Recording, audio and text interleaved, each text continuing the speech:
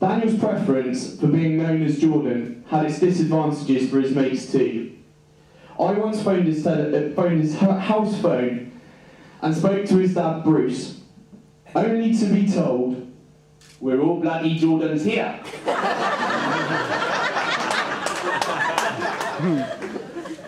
Sorry Bruce, my mistake for asking for Jordan there, obviously. So, Julie, despite having such an extensive trial period with Daniel, 10 years? 10 years, wow. We thought you might like to hear what it takes to be a bloody Jordan. It also might go some way to explaining some of the changes in her personality as her marriage with Daniel continued over the years. So here are some simple rules. The word bloody in the Zimbabwean accent cannot be overused, am I right, Bruce?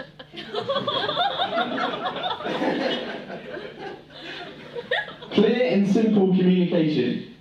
Say what's on your mind fast without thinking about it first. For example, "Bloody hell, woman, can't you see I'm on the bloody phone?" Names of any object can be replaced with the bloody what's-its-name. Well, as a plastic surgeon, that can't be very reassuring for Daniel's patients. Really? What, so like, "I'm just going to remove the bloody what's-its-name today? You won't feel a bloody thing? Is it the left or right what's-its-name to remove?" The next thing, and this is very important if you know Daniel, be indecisive and indirect at all times. For example, "Doctor, is this life condition threatening?" Well, it is and it isn't. You're not doing this speech. Your time comes. "Doctor, does this mean I'm going to die?" It does and it doesn't. "Doctor, would it help if I got a second opinion from a doctor who knew what they're talking about?" Yes.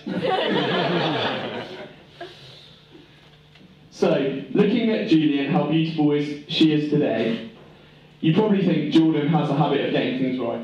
I think we probably all agree with that. Well, he certainly doesn't get it right first time, does he? No, he doesn't.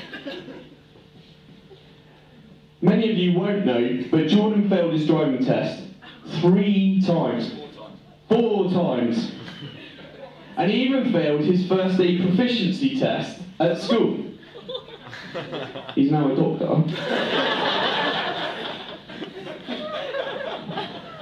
In fact, he failed his first aid test not because he was incapable of providing the correct first aid, but because he failed to check if the individual required it at all. The examiner was heard to say she could have just been a young girl asleep on the beach. That's something that could have got him into all manner of trouble in his later life. Let's look at the positives though. He was kept off the road for a long time. Away from blow-up dolls. And decided to pursue a career in medicine, which led him to St Andrews University, where the magic happened.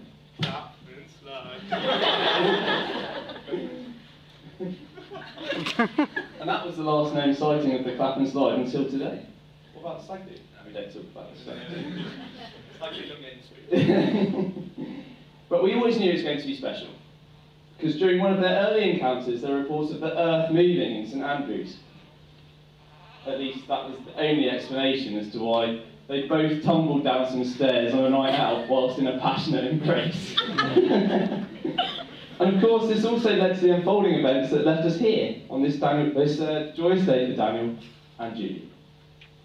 They truly are wonderful people, and it's been a real honour to be involved in their day to day. We truly could not hope for 2 better friends. This is like singing. But despite all of you heard about Daniel, they are perfectly seated, and we really mean that. And we wish Jules all the luck in the world. And remember, Jules, you're now another bloody Jordan.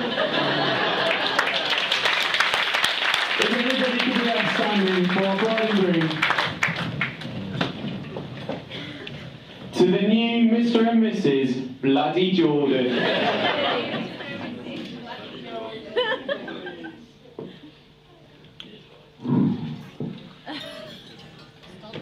Then if you want.